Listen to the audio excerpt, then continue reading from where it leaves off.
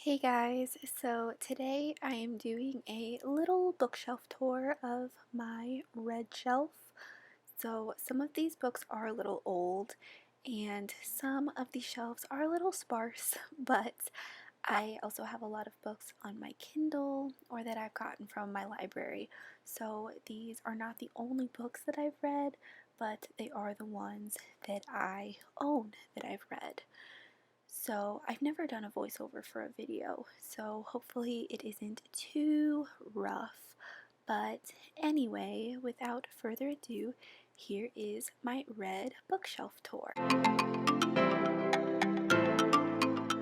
So starting off at the top of my shelf is the Little Women shelf.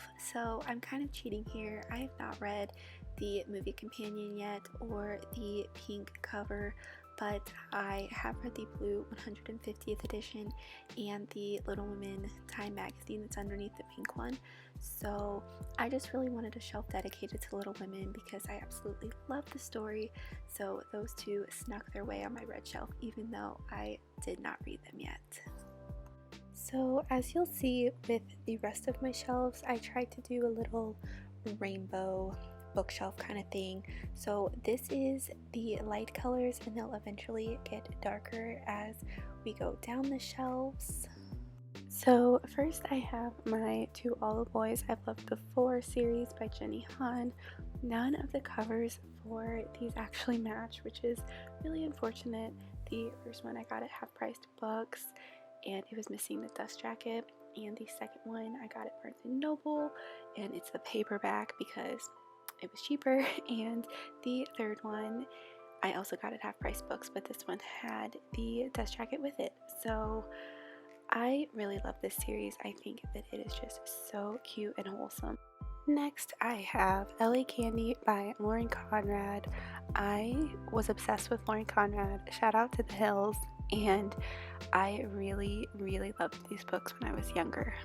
Bridge to Terabithia by Katherine Patterson was one of my all-time favorite books as a kid, and it looks very small and worn out from so many reads, but it is one that I will just never get rid of. Turtles All the Way Down by John Green is one of my all-time favorite books. I absolutely love it, and it is one that if you haven't read, I would highly recommend it. Eleanor and Park was actually the first Rainbow Rowell book that I ever read, and I would love to reread it because I remember liking it, but for some reason I don't remember too much of what happened. Because of Winn-Dixie by Kate DiCamillo is another childhood favorite that is not in the best shape, and it's really small on my shelf, but I refuse to get rid of it. Something Borrowed by Emily Griffin was one that I believe I picked up in high school because I just really loved the movie, and I never read any of the other books. I don't know if I'm going to, but I remember really liking it, but I think that was partly because I loved the movie. Never Have I Ever, My Life So Far Without a Date by Katie Heaney is a book that I just do not hear enough about. I read it my freshman year of college and it was just so relatable, and if you are looking for a book that will make you laugh out loud, I would highly recommend this one. Next up, I have two Sarah Dessen books.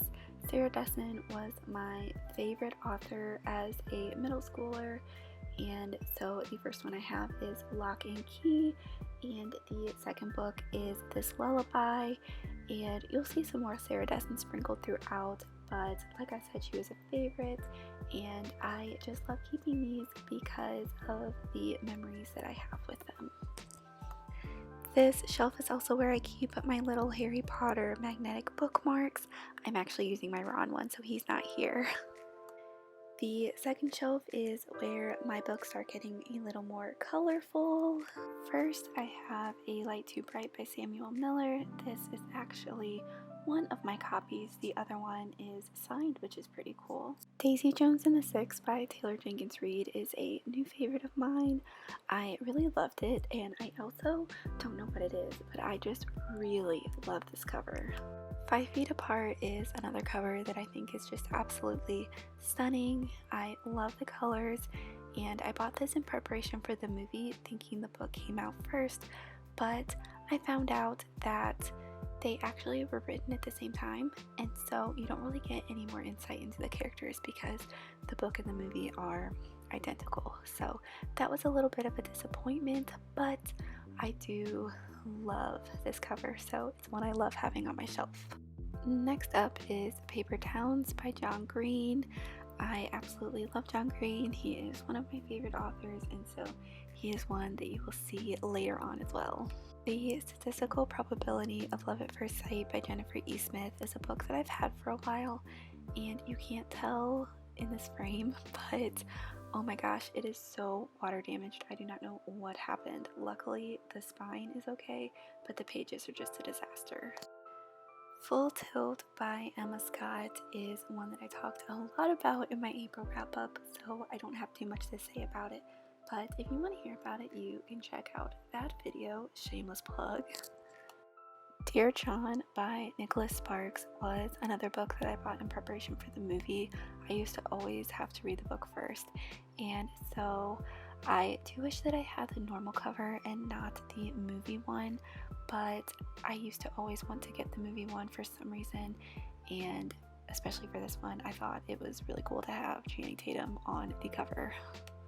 The Maze Runner by James Dashner was another book that, surprise, I read because it was becoming a movie.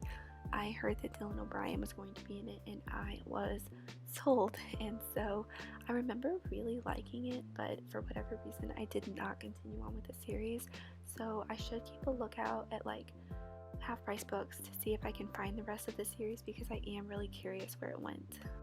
The Seven Husbands of Evelyn Hugo by Taylor Jenkins Reid is a book that I think I've talked about in every one of my videos, so I won't say too much, but it is an absolute favorite of mine.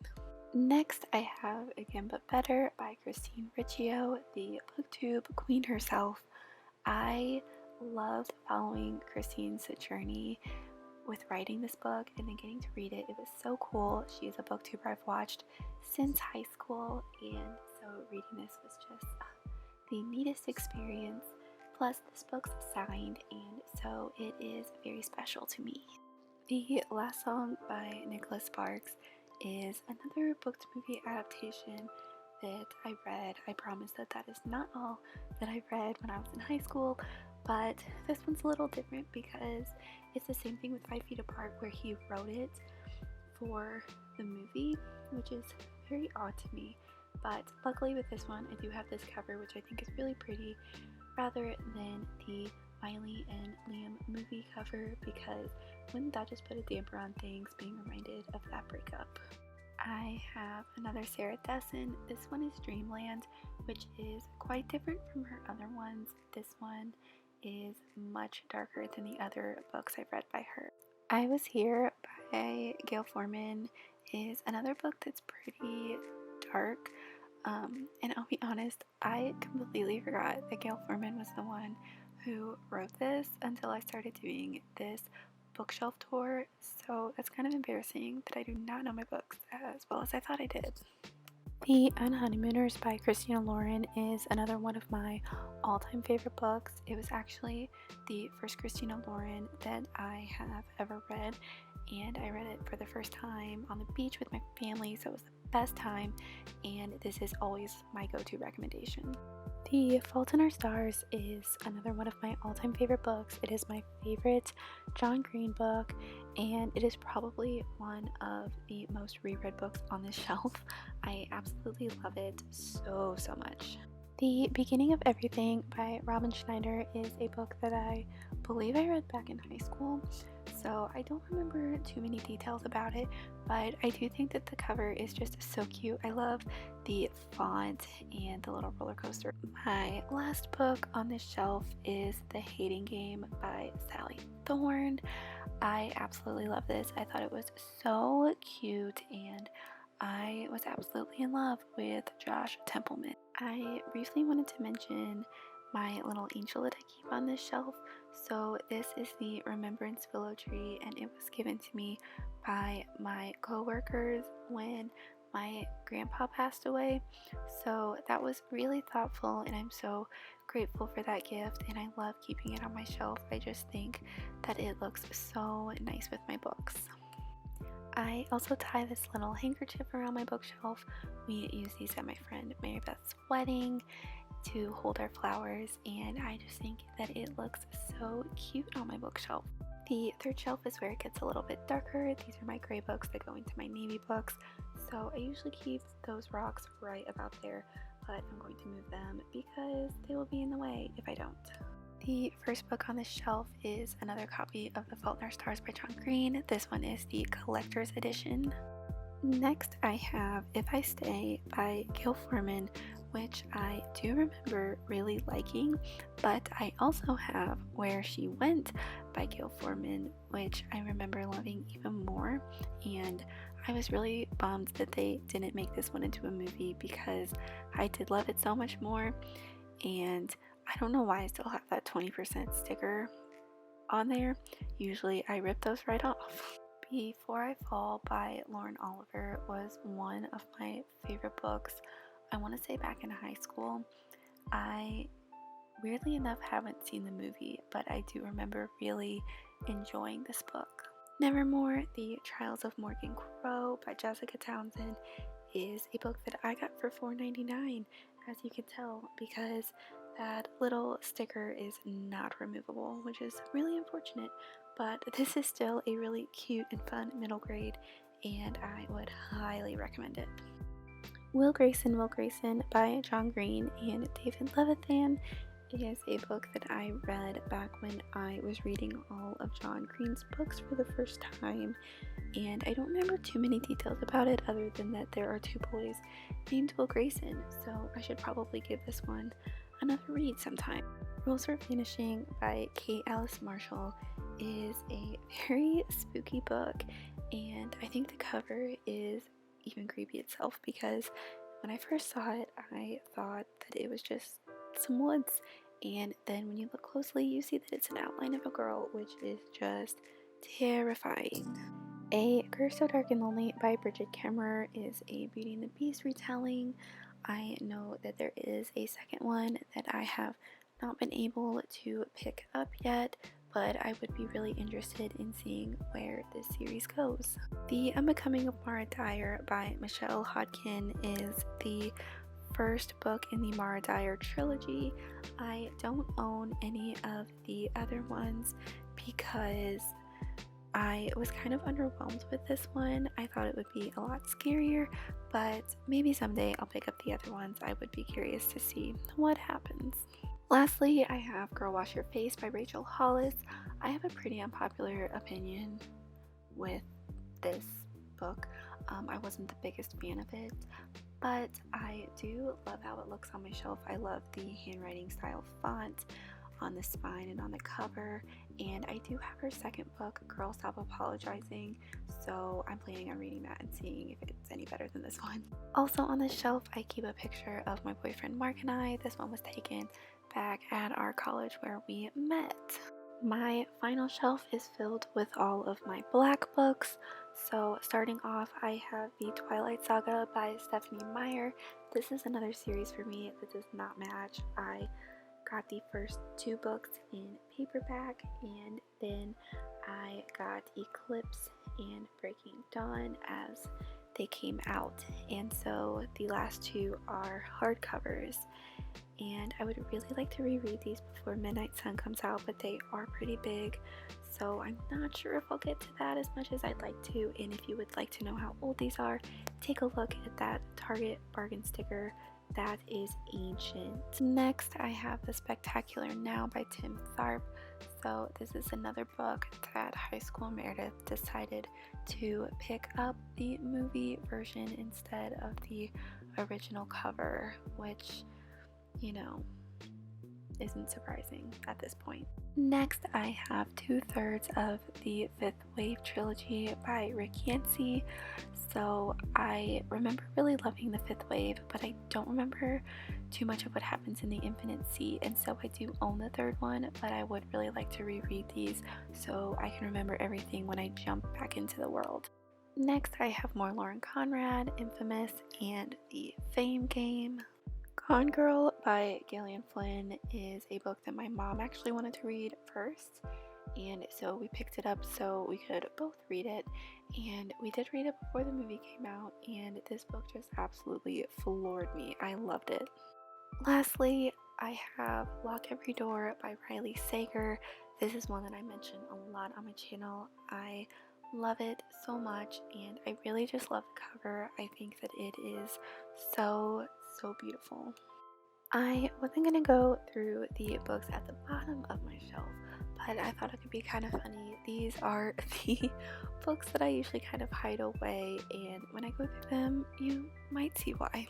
First, I have Burning Up on Tour with the Jonas Brothers by the Joe, Kevin, and Nick Jonas. And this book is just a bunch of tour pictures of them. I love the Jonas Brothers, so this was an obvious buy for me. And, you know, I just can't get rid of it. Why would I? Next, I have the 100% official The Wanted, Our Story, Our Way. And this was a British band that I just really liked. I don't know where I got this book, but again, it's just a bunch of tour pictures of them. Really enjoyed that when I was in high school. Here is the true gold of this. So I was a complete Directioner. I loved One Direction. So this is just my Midnight Memories little booklet. My CD came in here, so it's not really a book, but don't you fret, because I had the 100% official 1D Dare to Dream Life as One Direction book, and they look so tiny in this. I don't even remember getting this. I just feel like it's always been in my possession. I don't know, I used to look at it a lot. And in case that wasn't enough, if you're like, Meredith, that was so long ago, do you have anything recent? Well, I sure do. I have the updated 100% official 1D, Where We Are, Our Band, Our Story. Yeah, so these are it's the same book, but just updated pictures. And so naturally, I felt that that was necessary. So these are just a bunch of pictures of them still. And yeah, I don't have much to say about that. In case you were wondering what I was reading, other than book to movie adaptations, I was reading this. So it's Harry Styles. And for all you believers out there, I also had the 100% official Justin Bieber First Step to Forever My Story book. So this is the same exact thing as the others. It's just a bunch of pictures of Justin Bieber. And yeah, I sat and I read it all, probably multiple times. So that's what I was doing. I was the coolest. One thing that is not really like the others is the Bridget Terabithia official movie companion. So I've mentioned my love for Bridget Terabithia quite a few times, and when I heard it was going to be a movie, I felt it necessary to get everything, the soundtrack, the movie companion. I just really wanted to be prepared. So it's so torn up. I've looked through it so much, but I loved it. So that was my red bookshelf tour. I hope you guys enjoyed. I'm sorry that got a little long and rambly, but if you did enjoy, please give it a like, comment if you have read any of these, and don't forget to subscribe. So I will see you guys in my next video. Bye!